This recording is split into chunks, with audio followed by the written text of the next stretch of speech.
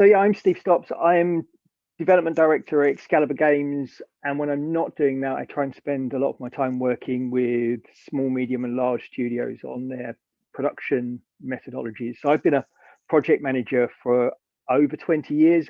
Interestingly, I share a lot of the similar background to Chris. That like came into games via software project management, and have like similar qualifications actually as well. There aren't many people in the games industry who you'll see talk about Prince too, and sometimes for good reason. But one of the things I used to get asked a lot when I used to do large scale project management training is, we're a small business, we don't even have a full-time project manager. How can we use project management to get our game quality up, but without all of the extra baggage that comes with project methods like Scrum? So what I'm going to go through and what I'm going to try and do is a distillation of all of the things I've learned in 20 years in 15 minutes. Let's see how that goes. It might be overscoped, given that that's what I'm talking mostly about. From my perspective, one of the kind of important things in project management is the point of it. I'm just trying to get this. I'm just, for some reason, there we go. Let's see. One of the things that people ask me initially is, what's the point in project management? And normally what happens is they ask me at the beginning before they start a project, and then when their project either finishes late or doesn't deliver on the execution of the ambition they had at the beginning, they suddenly realize why project management is important. The only reason for project management is it's there to help you make better quality games on time and on budget. And that's it. If it's not doing that, then it's not doing its job. So you don't want large, complicated methodologies that aren't helping you deliver on those goals. Simple as that. And most people who've seen anything about project management will see people all of the time talk about the project management triangle. And that's the idea that your project is bound by the amount of time you have, the cost of the project, which in the games industry is mostly how many people have you got to work on the project. And that then designates the scope of how much you can deliver. And in the middle of that, you've got quality. And then the idea being, if you shift any one of those sides, so if you reduce the amount of time you've got, you then probably either need more people or less features to deliver that game without affecting quality. But the one thing I've learned in all that time is, actually adding more time or less time very rarely happens. You normally work your budget on how many people you've got, and that delivers how long you've got. And then you hit a deadline, and then everyone will make you stick to that deadline. So the time doesn't change. Very rarely does adding people to the back end of a project help. So the thing that I've learned over the years is, the only place you can really make a difference to the quality of your project is controlling the scope. Everything is about keeping control of the scope of your project.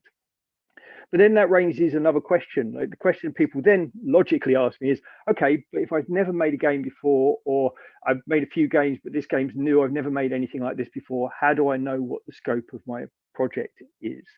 So the starting point to look at this is pretty straightforward, is that on any project, the way I tend to think about a project lifecycle is, you have your pre-production phase, your production phase, and your post-production phase. So once someone tells me how long I've got to make a game, the first thing I'm going to do is roughly divide my time up. And these percentages, they're not hard and fast, but they're a rough rule. So if I've got, say, 10 months to make a game, I'm going to spend about 2 months doing pre-production, 5 months doing production, and then I'm going to spend the last 3 months doing polish and bug fixing. That's kind of the rough beats that I know. And my pre-production phase, I'm not too worried about planning. What I normally try and do is have, like, if I've got, say, 2 months of pre-production, I'm going to have key beats of where I need things by, so I finish my pre-production within those 8-week period. But all I'm really trying to do is work out, at the end of those 8 weeks, what is it I'm going to make? So I want a prototype of the core features. I want a representative of the art style that I'm going to be creating the game with, rendering an engine, and then I want an overview of the game design so I can then use that for planning. And so the process I'm about to go through next is what I would do in that middle phase, what I'm going to do in the production phase to plan to make sure I finish on time, to give me enough time to do my polish and bug fixing. And the secret of great quality game development is, if you save that time at the end for your polish and bug fixing, that will dramatically increase the quality of the game. Your quality of your game suffers when you don't have time to have that at the end, and that normally happens because the production phase of the project's overrun. and people have spent so long delivering features, they then go, I'm out of time, I'm out of money, I just have to ship what I've got. And that's when you see all the negative reviews and everything you see in the press about games when they release a little bit sooner than they should have done. So the key thing to focus on is, how do I make sure the scope I've got will fit in that production phase that I'm going to be working through? And the process I go through to define this is pretty straightforward. If starting with a blank sheet of paper and saying, what do I need to do to make the game, can be scary for people who don't do that for a living. Producers often forget that because it's what we do for a living. We break up complicated things into smaller parts. The easiest way that I've found that works for loads of the small teams that I worked with is to go through a paper prototype, call it a storyboard, call it a user journey, whatever you like. But the idea is you create your user journey of all of the major screens and experience you're going to have. You then go through screen by screen and you make a list. Every time you go to a screen, you say, what features do we need to create? What artwork do we need to create? What audio do we need to create to make that a reality? And you go through screen by screen of your whole user journey. And at the end, you should end up with a list of everything you need to make the game. Simple as that. Depending on how complex your game is, will depend on how long that list is. And in Scrum parlance, they'd call that product backlog. I don't mind what you call it. It's just a list of, this is everything we need to do to go from not having a game to having our game finished.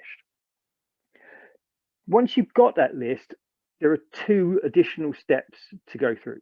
Step 1 is you want to prioritize that list.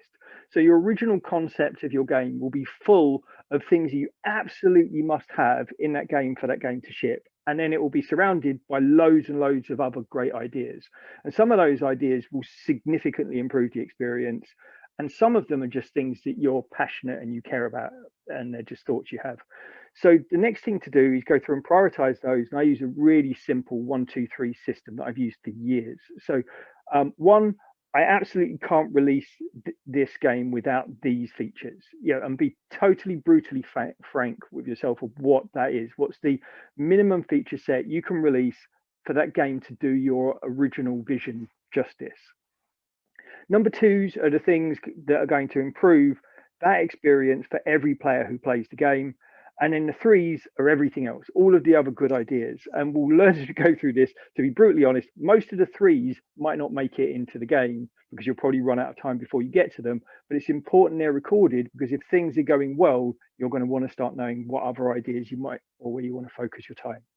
So all I do is go through my list of all my features I created from my user journey, and I go through and give them a priority. So I just spin through the list going, yep, that's important, that's important. Yeah, that's less important, that's a priority 2. That's less important, that's a priority 3. Okay, and I'm done. And for a game that I was going to spend, say, 10 months on, to make that list and go through and prioritize it is probably half a day's work. And I think that's pretty good investment of your time to understand all of the features and how important they are to your game within half a day. And then the other part that should only take a couple of hours after you've done that, tops, is to go through and estimate how much work is involved in doing those tasks. And the key word here is estimation. And you could go as far as say it's a guesstimation, because ultimately you won't know. And I know from experience that when you sit down with your team and say, right, we're going to do estimation, there's like a little groan goes from everyone, because they think it's going to be a really arduous task. Again, it doesn't need to be. I use a simple like Fibonacci scale here of 0, 1, 2, 3, 5. And all I'm asking people to do is say, in reality, is this a small, medium, or big task? So if it's a tiny task, something that's inconsequential, an hour or less, give it a 0. So it's recorded so you can see it's there, but it's not actually going to impact your actual delivery too much. So you record it at 0. We'll come back and talk about some of those in a bit later. Next one is if it's a day or less work, it's a 1. If it's a medium-sized piece of work, you just make an arbitrary decision. Is it 2 days or 3 days work? And then if it's bigger than that, it's 5. It's 5 days worth of work. Anything as you go through that list that people tell you is bigger than 5 days worth of work, break it down into smaller pieces until it's 5 days or less. And at the end of that process, again, in a similar way, you're just going to go through and you're going to go through the list going, yeah, that's a small task. That's a medium-sized task. That's a 2. That's a 2. Well, that's quite a big task. That's a 5. Sometimes if people say, oh, I don't know, it sounds scary, get them to towards a 5. Anything that people seem nervous and worried about or they're unsure about, stick it down as a 5, and then you finish 1, 2, 3, 4, 5, done. Again, for 10 months worth of work, that will take you 2 hours tops to go through that estimation process. And then you're done. At that point, you've got all of your list of all of the things you need to make. You've got your priority and you've got your estimate, and you know how many total days work your entire project should take to produce. So at that point, it'd be fair to say that's our scope done, but not quite. There's one more step to do to see if it's your scope. And this is kind of the crux of how I get people to manage projects for small teams nowadays. I've used this on everything from student projects to game jam projects to actually some of the smaller teams I work with as a publisher. Simple arithmetic here. If you've got a person on a team, that person does 1 day's work every day, and that means over the course of a week they do 5 days work a week. Pretty straightforward, right? If you know that, that means if you've got 20 days worth of work per person per month, if you've got, say, 2 months to make a game, that means you've got 40 days worth of work as a total. So if I've only got, say, for example, 2 weeks work to make a game, then my total work for those 2 weeks for one person in a team is 10 days. So simple maths, 2 weeks worth of work, one person, my velocity for that team should be 10 days. So my maximum work limit for my project, for a 2-week project for one person, is 10 days work. Here I can see that my list comes to 15 days worth of work. So that means my 15 days worth of work project is over scoped. So I need to cut 5 days worth of work. So here, neatly, my features at the bottom here, my priority 3 features, I've got 2 of them. They're the least important features. They total my 5 days worth of work. So what I'm going to do is I know that work would fall into week 3. I've only got 2 weeks. I'm going to cut those features.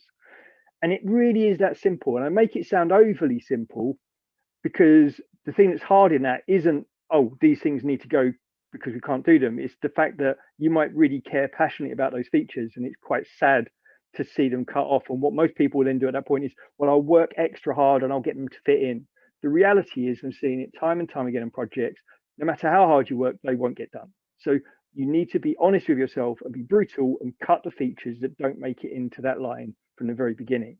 And at that point, now I've got my scope. Now I know that the features that I've got listed should theoretically, based on my estimation, fit within the time that I've got.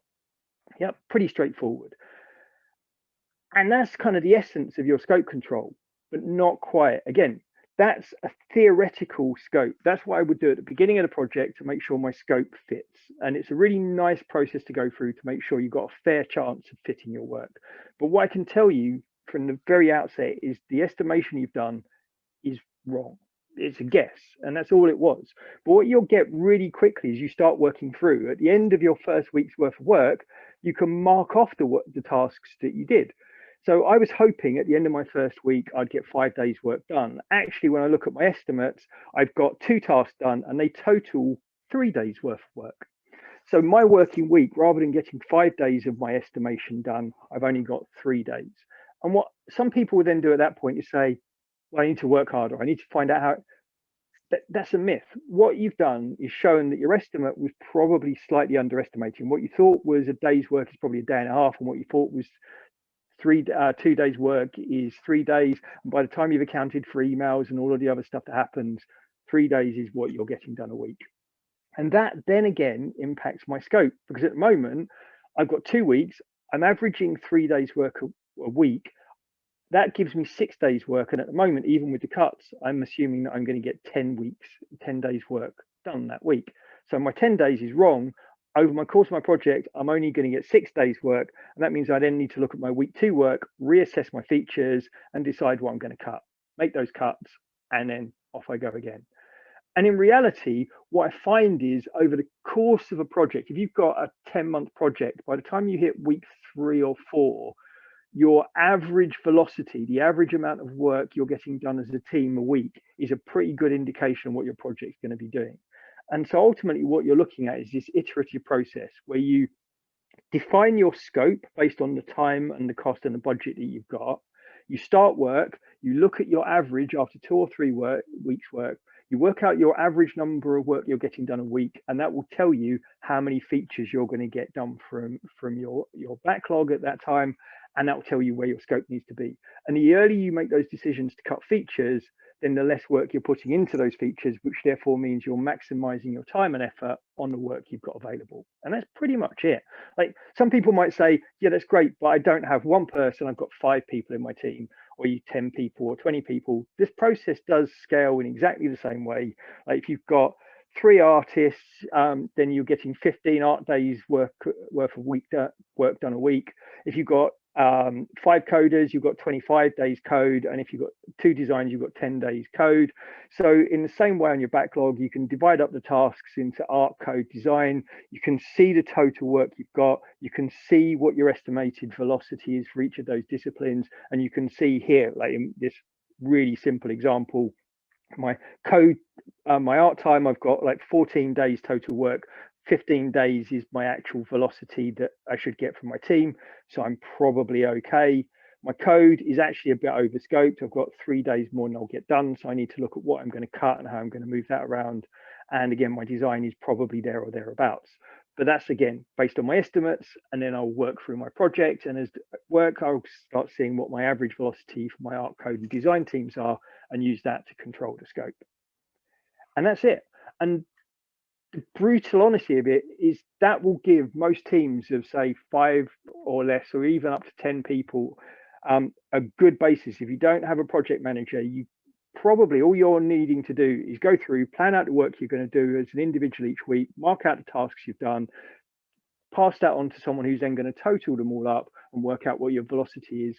And that means you can probably manage your scope of your project in no more than probably 10 minutes a day, something like 10 minutes a day, probably an hour a week, just to go through. And that means you don't need this big project management overhead when you're a relatively small team. Once you get beyond 8 people, then some of the more formal methodologies start to become useful, because communication becomes important. Who knows what, who's working on what, and all those things. Smaller teams, 5 or less, this will do you.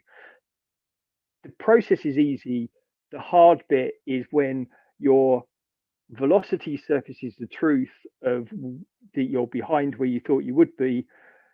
You have to make the decisions of what features you're going to cut, and they're the consequence. And that's the bit people don't like doing. You know, the amount of meetings I've been in where you say, okay, we don't have time to do these 3 things, we can have one of them, which one do you want? And people go, well, we want all 3. You can only make this work if you're making those decisions when the information's surfaced. And if you're ahead of schedule, that's when you can start going, oh, we cut these priority 3 features, we're actually got time to incorporate ones. Which ones do we think are going to add the most value to the game? Which ones are people most excited about? And you can do the same, increase your scope if you see your velocity is going really well. And there's your balance. And that's it. So hopefully that was useful. I think I've managed to pack that in on time as well. So it's almost like I'm a project manager and do this for a living. I will, as same as Chris, I'll be joining the networking event afterwards. So if people have got specific questions or just want to chat about project management, then I'll be around and I can do that. So that's it.